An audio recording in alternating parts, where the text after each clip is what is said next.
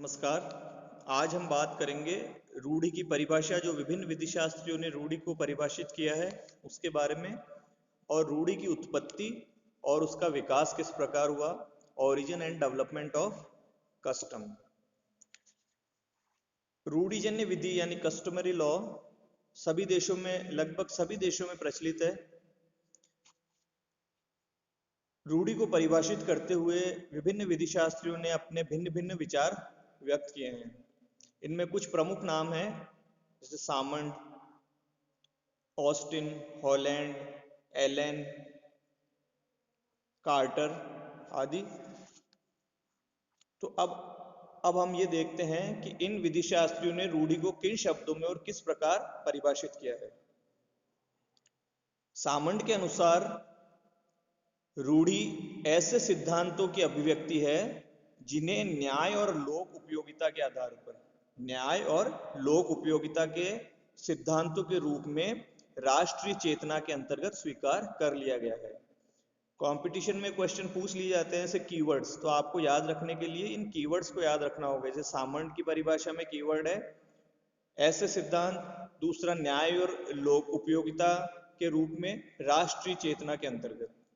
तो सामंड कहते हैं कि रूढ़ि ऐसे सिद्धांतों की अभिव्यक्ति है जिन्हें न्याय और लोक उपयोगिता के सिद्धांतों के रूप में राष्ट्रीय चेतना के अंतर्गत स्वीकार कर लिया गया है।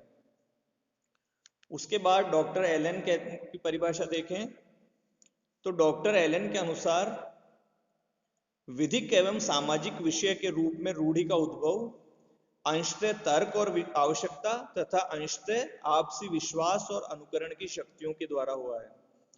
तो इस परिभाषा का कीवर्ड हम अलग से ध्यान रखेंगे, जैसे अंशतः तर्क और आवश्यकता, और दूसरा है अंशतः आपसी विश्वास और अनुकरण की शक्तियां। तो डॉक्टर एलन कहते हैं, एलन के अनुसार कि जब आवश्यकता हुई तो उससे किसी चीज की, तो उस परंपरा को तर्क के आधार पर परखा गया और आपसी विश्वास और उसका अनुकरण करने से रूढ़ि अस्तित्व में आई। ऑस्टिन की परिभाषा प्रमुख है।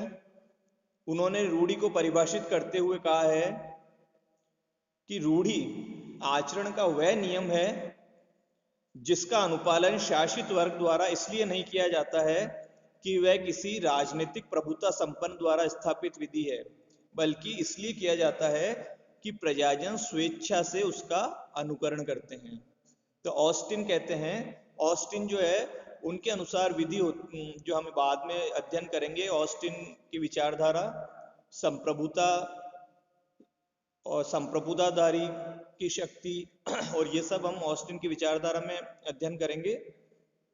तो रूढ़ि आचरण का वह नियम है जिसकी पालना शासित वर्ग यानी प्रजा द्वारा इसलिए नहीं की जाती है कि वह राजनीतिक प्रभुता संपन्न यानी राज्य की द्वारा स्थापित विधि है, बल्कि इसलिए की जाती है कि प्रजाजन स्वेच्छा से उसका अनुकरण करते हैं।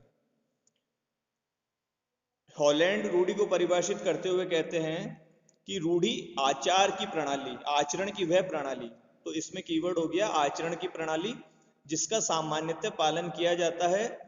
जिस प्रकार किसी घास के मैदान में लगातार पैर पड़ते पड़ते एक पगडंडी सी तैयार हो जाती है, ठीक उसी प्रकार नित्य प्रति के व्यवहारों के अनुकरण से प्रथा का जन्म होता है।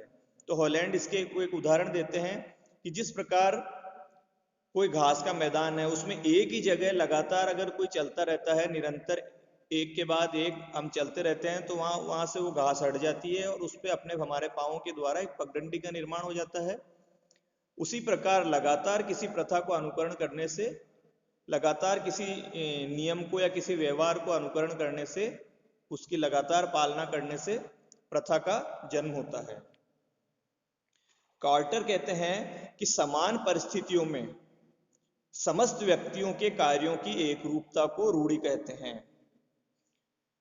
इसके बाद फेडरिक पॉलक इंग्लैंड के कॉमन लॉ को रूढ़िजन्य विधि निरूपित करते हैं। फेडरिक पॉलक के अनुसार इंग्लैंड का जो कॉमन लॉ है वो रूढ़िजन्य विधि है। हेल्सबरी के अनुसार, हेल्सबरी की परिभाषा भी कंपटीशन में पूछ ली जाती है, रूढ़ि एक प्रकार का विशिष्ट नियम है। तो इसमें कीवर्ड हो गया विशिष्ट नियम। तो रूढ़ि एक प्रकार का विशिष्ट नियम है जो वास्तविक या संभावित रूप से अनादिकाल से विद्यमान है और जिसे किसी विशिष्ट भूक्षेत्र में विधि का बल प्राप्त हो गया है, भले ही वह नियम देश की सामान्य विधि के असंगत या प्रतिकूल क्यों न हो। तो हेल्सबरी कहते हैं कि एक विशिष्ट नियम जो अनादिकाल से, यानी जो मनुष्य की स्मरण शक्ति से पूर्व से प्रचलित है और उसे एक स्थान विशेष में विधि का बल प्राप्त हो गया है, यानी वो विधि के रूप में मान्य कर ली गई है, भले ही वो जो लिखित विधि एनेक्टेड लॉ है उसके प्रतिकूल या असंगत ही क्यों न हो। इसी प्रकार एक महत्वपूर्ण परिभाषा है इंग्लैंड की प्रिवी काउंसिल की जुडिशियल कमेटी ने जो दी है। हरप्रसाद बनाम शिवदयाल के वाद में रूढ़ि को परिभाषित करते हुए प्रिवी काउंसिल ने कहा है कि रूढ़ि वह नियम है जिसे किसी विशिष्ट परिवार में अथवा क्षेत्र विशेष में दीर्घकालीन अनुसरण से विधि की शक्ति प्राप्त हो जाती है। तो रूढ़ि वह नियम है जिसे या तो किसी विशिष्ट परिवार में या किसी क्षेत्र विशेष में एक लंबे समय से उसका अनुकरण करने से वो विधि के रूप धारण कर लेती है, विधि की शक्ति उसे प्राप्त हो जाती है। तो रूढ़ि की परिभाषाओं में प्रमुख है सामंड की, ऑस्टिन की, हॉलैंड और ये जो प्रिवी काउंसिल की जुडिशियल कमेटी की परिभाषा। इसके बाद एक नजर डालते हैं रूढ़ि की उत्पत्ति किस प्रकार हुई, उसका विकास किन चरणों में हुआ। जैसा कि पहले कथन किया जा चुका है कि प्रारंभिक समुदायों में मानव व्यवहार रूढ़ियों से ही संचालित होता था। उस वक्त अधिनियमित विधि जैसी कोई परिकल्पना संकल्पना अस्तित्व में नहीं थी, एनेक्टेड लॉ नहीं था। इसलिए हॉलैंड ने कहा है कि सामान्य रूढ़ि के रूप में प्रयोग में लाया जाने वाला आचार या व्यवहार ही रूढ़ि या प्रथा के रूप में विकसित हो जाता है। रूढ़ि की उत्पत्ति और विकास का अध्ययन 3 चरणों में किया जाता है। क्या किया जा सकता है? पहला चरण है कि प्रारंभिक अवस्था में रूढ़ि अस्पष्ट होती है, अनिश्चित होती है। कुछ समय तक प्रचलन में रहने के बाद उसमें निश्चितता आ जाती है और उसके अस्तित्व और प्रचलन को न्यायालय के समक्ष सिद्ध करना पड़ता है ताकि न्यायिक निर्णयों द्वारा उसे मान्यता प्रदान की जा सके। फिर दूसरे चरण में न्यायिक निर्णयों द्वारा रूढ़ि को मान्यता प्राप्त हो जाने पर वह विधि का रूप धारण कर लेती है और उसे कस्टमरी लॉ यानी रूढ़िजन्य विधि कहा जाता है। एक बार न्यायिक निर्णय में मान्यता प्राप्त हो जाती है रूढ़ि को, तो उसे पुनः सिद्ध करने की आवश्यकता नहीं होती है। और रूढ़ि के विकास के तीसरे चरण में जो न्यायिक निर्णयों द्वारा मान्यता प्राप्त रूढ़ि है उसे विधान लेजिस्लेशन द्वारा लिखित रूप दे दिया जाता है, अर्थात उसे अधिनियमित कर लिया जाता है, इनेक्टेड कर लिया जाता है।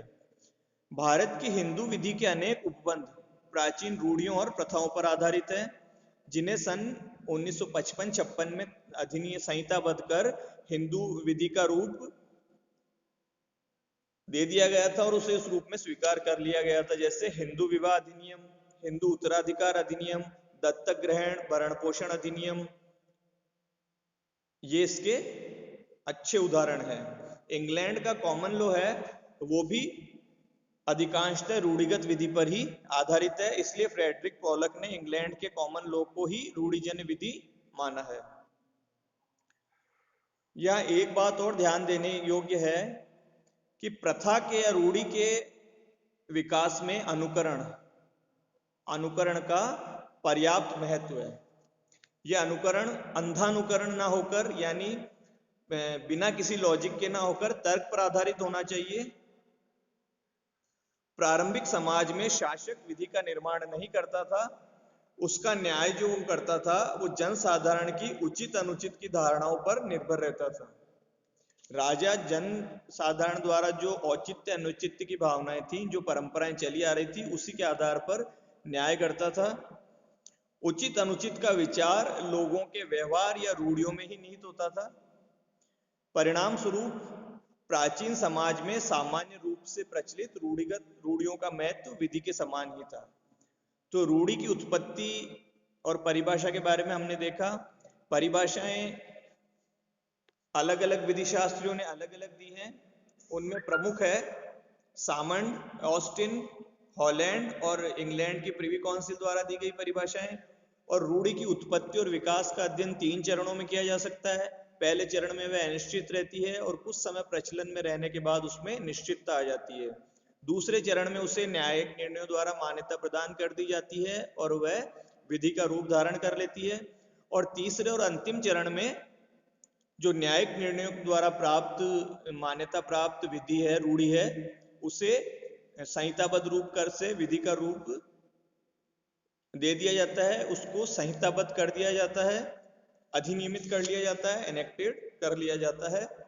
और रूढ़ि के विकास में अनुकरण का बहुत महत्व है। अनुकरण किस प्रकार का होना चाहिए, वो भेड़चाल, एक उदाहरण दे सकते हैं भेड़चाल। जैसे भेड़, आगे वाली भेड़ चलती जाती है और पीछे वाली भेड़ उसका फॉलो करती जाती है उसको, और अगर आगे वाली भेड़ एक खड्डे में गिरती है, तो ये एक प्रैक्टिकल उदाहरण है, तो पीछे वाली सारी भेड़ें उसका अंधानुकरण करती हुई उसी खड्डे में गिरती जाती हैं। लेकिन प्रथा के अनुसार प्रथा का अनुकरण में अंधानुकरण न होकर तर्क पर आधारित होना चाहिए और लॉजिक पर आधारित होना चाहिए।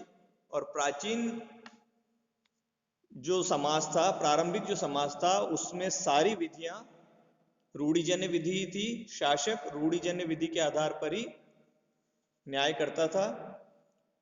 इस प्रकार विधि के स्रोत के रूप में रूढ़ि का पर्याप्त महत्व है। तो आज हमने बात की रूढ़ि की परिभाषा और उसकी उत्पत्ति और विकास पर। अगले चरण में हम बात करेंगे कि रूढ़ियां कितनी प्रकार की होती हैं और रूढ़ियों के आवश्यक तत्व क्या हैं। तब आज के लिए इतना ही। धन्यवाद। जय हिंद।